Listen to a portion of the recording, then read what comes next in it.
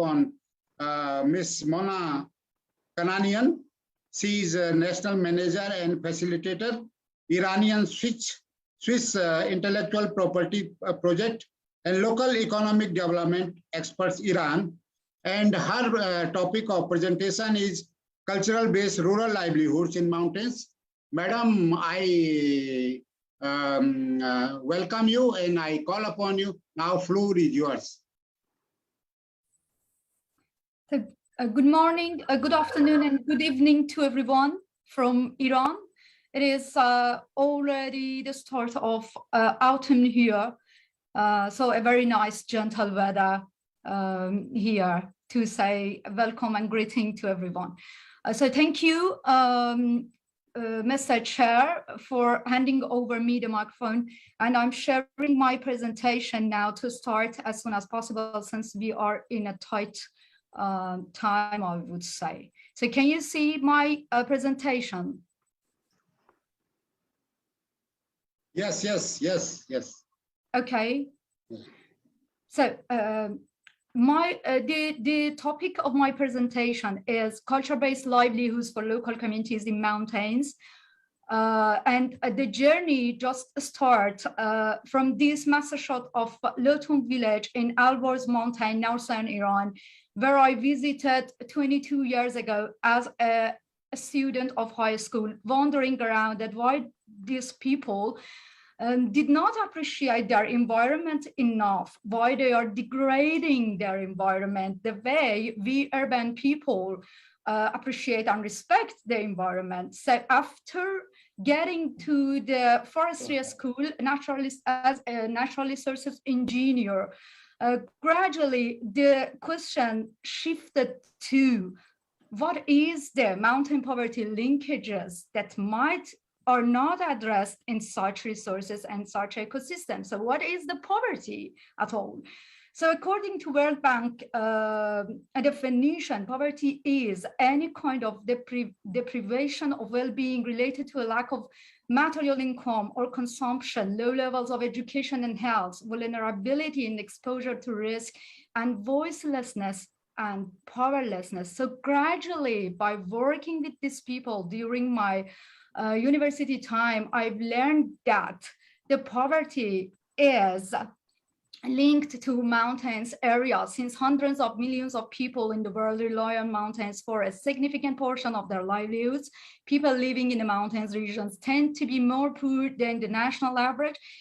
And gradually, I realized that there are international policies that indicated that mountainous people should be, and mountainous areas should be managed and used considering social and economic objectives, as well as the environment and sustainability. So my question at that time was that, okay, how different groups of societies are dependent on mountain resources. So how we can target them actually. So we have mountain dwellers, those who are living in mountains and are relying heavily on mountains for subsistence as a complement to agricultural and pastoral livelihoods, and commercial users, including small producers, traders, and employees, and consumers of these local products that they can actually put a pressure by their demands on the market. So we have a competition going on over exploitation and using the mountain resources, competition over mountains between different types of forest users and stakeholders like local communities, environment departments, commercial users, competition between mountain ecosystem and different types of land use, such as agriculture and pastoralism, and competition between different approaches of planning the mountain, like pure conservation, production, sustainable tourism, mass tourism, social and economic sectors. So I would say the way to extract the potential of mountain to contribute to alleviate the poverty is not straightforward. So there are some great disadvantages to this. So we have low biological productivity, we have subsistence farming there, handling and managing by local communities and indigenous people. We have political and economic constraints like language, transportation, minor ethnicities.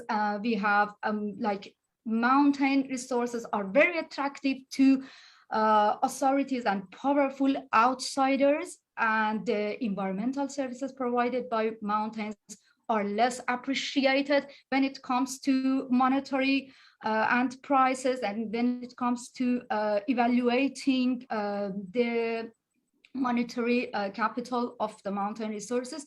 And local communities do not have a developed capacity to generate income from mountain resources when they have to compete with other with their competitors over to have access to the mountains. But there are also some advantages. Mountain products provide a vital safety net to the local communities. The utilization of mountain products often do not require heavy investments. And the great thing is that local communities already have the know-how and their own traditions related to these mountains that would pass over generation to generation. And mountain dwellers adopt during the decades survival strategy depending on agricultural and pastoral production, and recently community-based tourism, cultural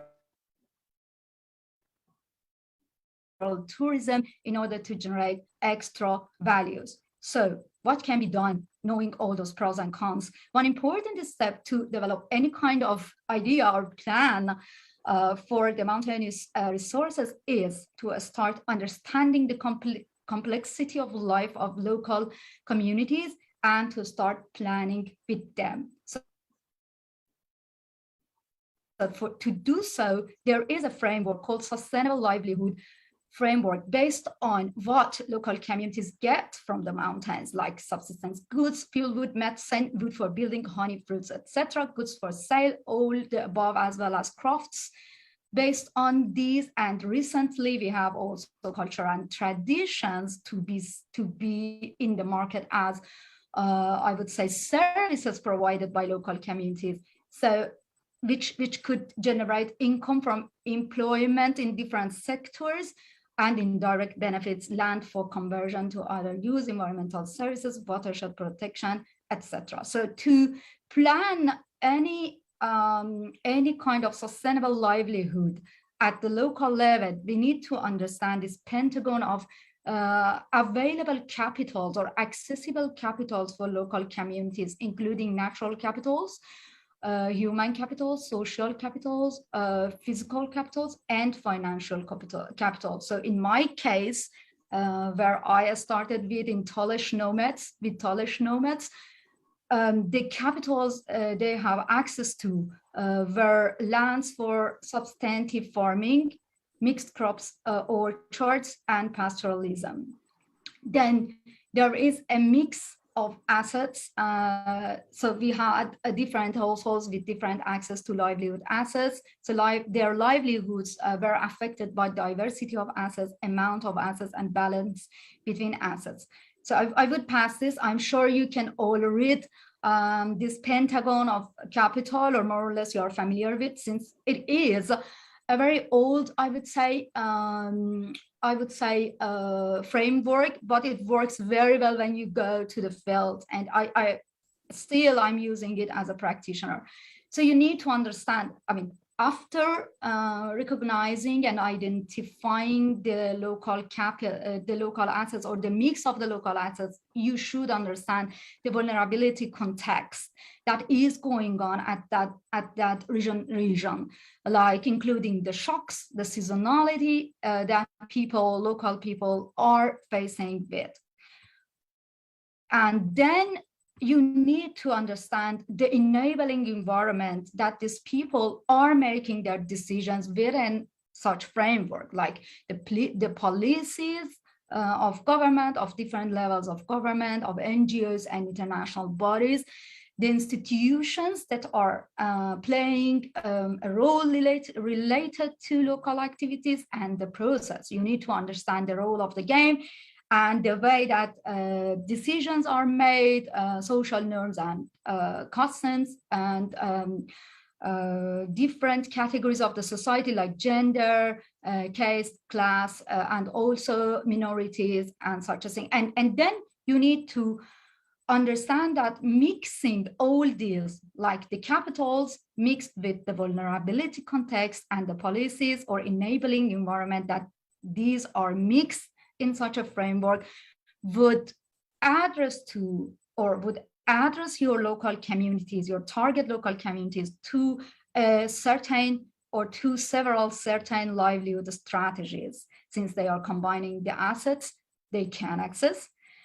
They are considering in their accounts the vulnerability context, and they are supported or obstructed by some policies, institutions, and process, which led them to their livelihood outcomes. So, for example, in this case, we had a combination of different livelihood strategies.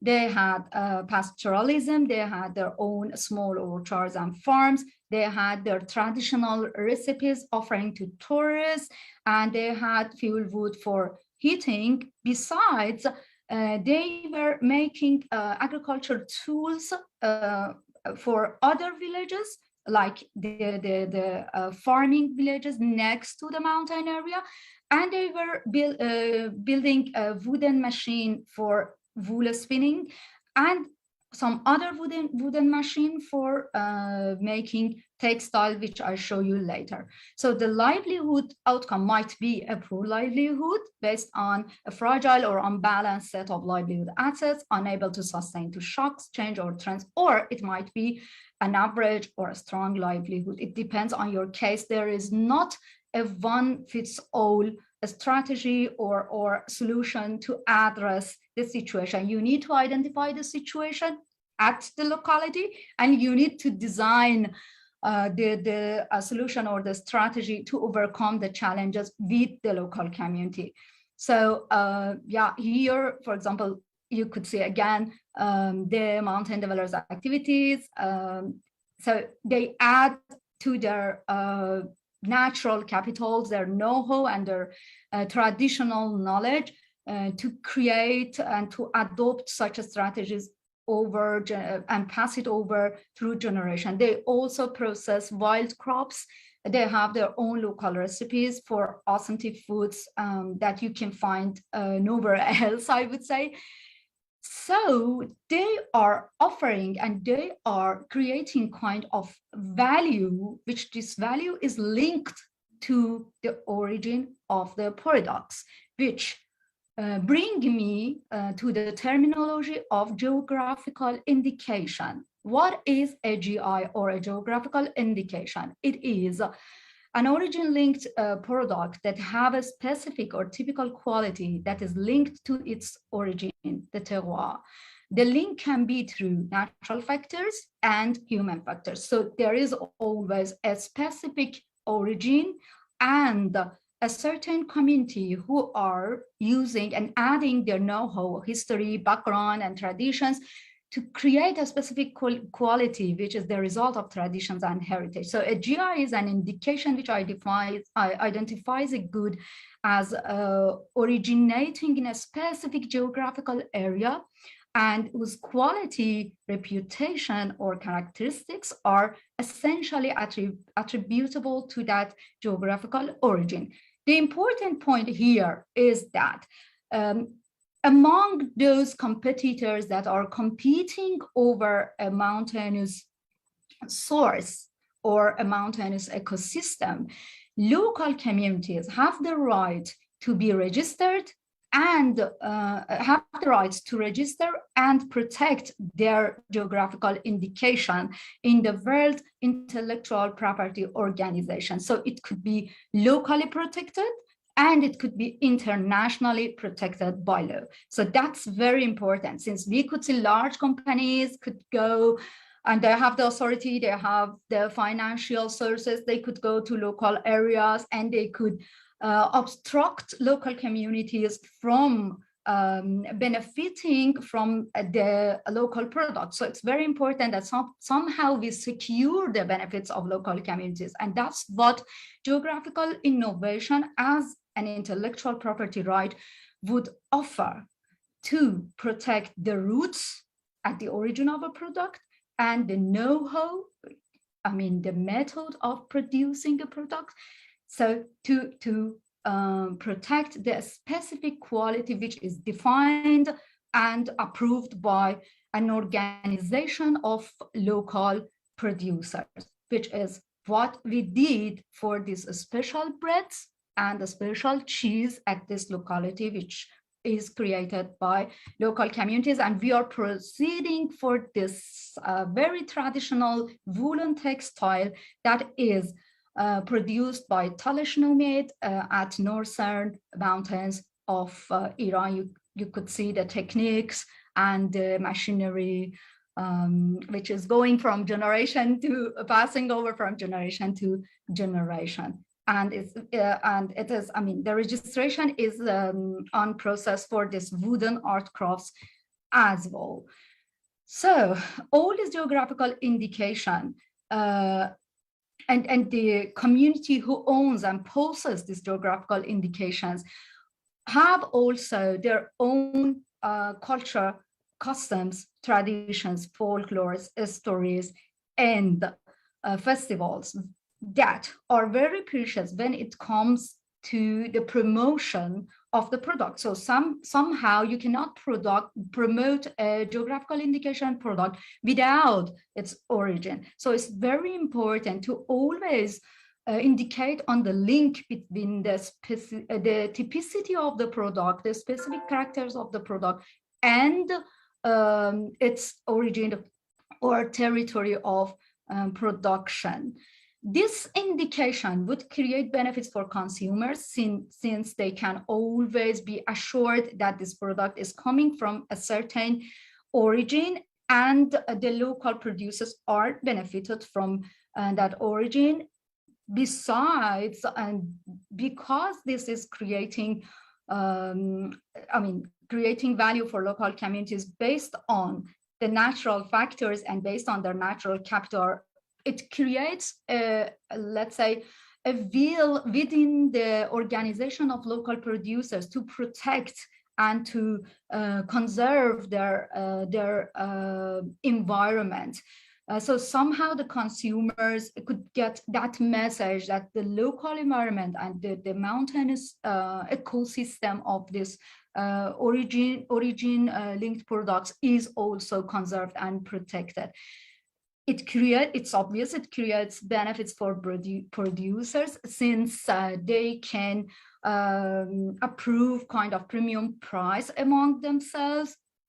Besides, it creates lots of tourist attraction to the area. It creates employment, and we had cases of reverse migration, means young generations that are going back to their villages, since it creates kind of sense of identity, self-esteem, and appreciate the traditions and the products of local communities, which is getting more and more important for local communities. And environmentally, as I said a few seconds earlier, it creates lots of interest in local communities to conserve and to protect their landscapes and their biodiversity, since this is now bringing added value to the community. So these are cases of control and certification to reassure consumers and protect consumers that these legitimate products and legitimate producers are protected as well. And the importance of this framework, the geographical indication scheme, is that it always encourages and indicated and put the producer organizations at the heart of the GIS scheme, since the producers organization can unite GI value chain operators and provide a forum and strategic decision platform among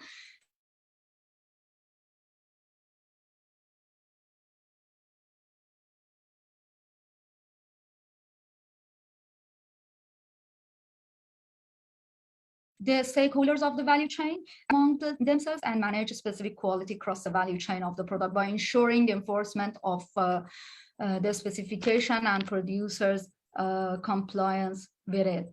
And in case of infringements and usurpation of the name of these products, they can protect the GI legally at the domestic and international markets. Also, they are in charge of promoting and marketing the name of GI and its specific quality and its specific origin. So again, this is explaining that how in a combination of origin and know-how, a specific quality is created, which added value to local communities. And some more advice just to the importance principles to achieve the best result when you are implementing the GI scheme. So always keep in mind that the local communities' viewpoint is important and it is important, not yours, not the decision makers, not as agencies. And always consider the sustainability of their livelihood in the face of shocks and changes. So avoid the temporary feasibility and then consider the complexity of poverty. So it involves many dimensions and sectors. So don't go for single dimensions like economic growth or just try to enhance or improve one sector. It wouldn't work at a locality. You need to have a holistic approach to the idea. So the approach should be at first level, people-centered, builds on strengths of the local communities, understand that this is working with people, so it has a dynamic nature, and it should somehow create linkages between micro, meso, and macro level. So you should go from local communities to the decision makers and policy makers, and you should return. And it should create partnerships among different stakeholders of the value chain. So it should be kind of holistic to take into account the dimensions of sustainable development. So it is not just social approach or environmental. It is different aspects, different dimensions of. So finish with this to choose a GI. It's tasty, believe me. But